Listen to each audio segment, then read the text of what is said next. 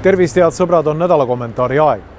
Käesoleval nädalal leidis Riigikogus aset nii-öelda super kolmapäev, kus ühele päevale ja ööle oli surutud 23 ebamugavust tekitavat eelnõud, 5 maksu ning kõige tipuks veel Rail Balticu ratifitseerimise eelnõu. Juba see olukord, et Eesti tuleviku maksumaksjatele ehk meie lastele hiigelkoormiseid turjale asetava Rail Balticu leppe esimene lugemine toimub ühes kobareelnõudega hämaratel tundidel, kui nii mõnigi austusväärne rahvasaadik on Riigikogu ohtrat kasutust leidnud saunas õlled juba lahti korkinud, on pehmelt öeldes absurdne, kui mitte otseselt vastutustundetu. Rail Balticu arutelu peaks toimuma päise päeva ajal rahulikult ja läbimõeldult, sest tegu on äärmiselt tõsise kohustusega meile ja meie järeltulevatele põlvedele.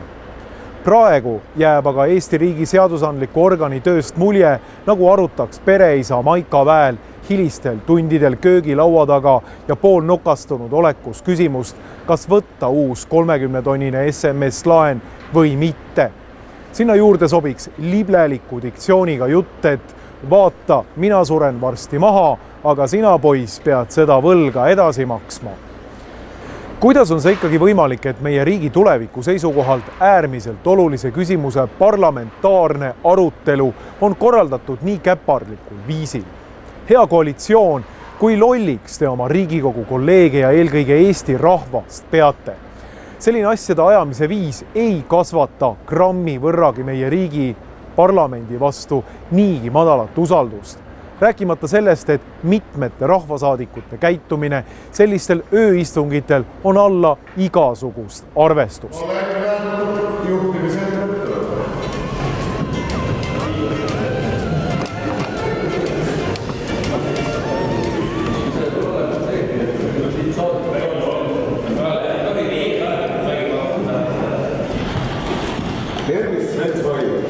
Kuidas ööistung läheb?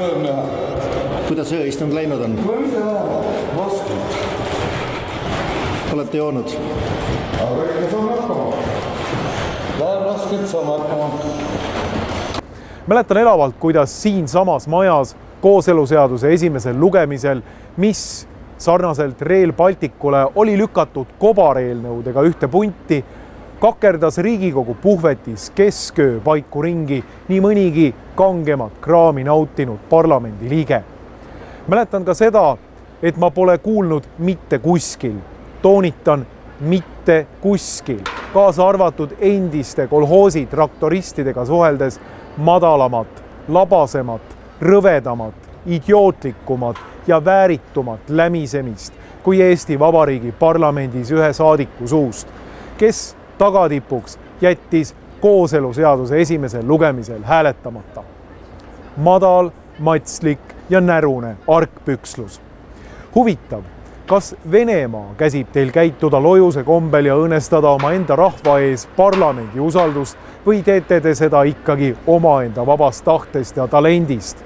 Ilmselt on tõene viimane oletus, kuid sellisel juhul palun ärge tulge seletama, kuidas Eesti riiklike institutsioonide usalduskao ja kodanike kriitika taga on mingi müstiline Venemaa mõjutustegevus. Ühtlasi meenutavad aga hääletused sedasama vana tõde, et saadikute mõõdupuuks pole mitte see jutt, mida nad avalikkuse ees ajavad, vaid tõehetk koidab siis, kui on vaja teha konkreetne otsus, kas vajutada rohelist või punast nuppu või unustada end kõige olulisemaks momendiks strateegiliselt Riigikogu WC-sse või puhvetisse. Riigikogu superkolmapäev pakkus selles osas hulgaliselt huvitavat materjali. Mäletate veel, kuidas IRL-i fraktsiooni liige Kalle Muuli avaldas märtsikuises Postimehes arvamust, et Eesti peaks peatama praeguses kvoodisüsteemis osalemise. EKRE eelnõu hääletusel, mis taotles täpselt sedasama, Muuli ei osalenud, nagu ka värske IRL-i esimees Seeder. Kogu IRL viilis hääletuselt. Muuli artikkel oli seega lihtsalt tühi jutt ja ei midagi muud. Kui palju kordi on Reformierakonna Igor Gräzin avalikkuses võtnud sõna Rail Balticu vastu ning kutsunud üles inimesi isegi meeleavaldusele tulema. Rail Balticu leppe ratifitseerimise eelnõu hääletusel aga Igor Gräzin ei osalenud. Mõtlema panev on ka see, et Rail Balticu lepingu teisele lugemisele saatmise poolt oli ka Keskerakonna Peeter Ernits ning IRL in corpore. Teiste hulgas loomulikult ka Helir-Valdor Seeder ja Priit Sibul. Hääletusest jooksis välja mitte ainult Gräzin, vaid peaaegu kogu Reformierakonna fraktsioon. Kuidas kavatseb aga IRL vaadata näkku arvukatele kultuuriinimestele ja meie järeltulevatele põlvkondadele, kes peavad ägama Rail Balticu maksukoormuse all, kui see eelnõu läbi peaks minema, jääb arusaamatuks.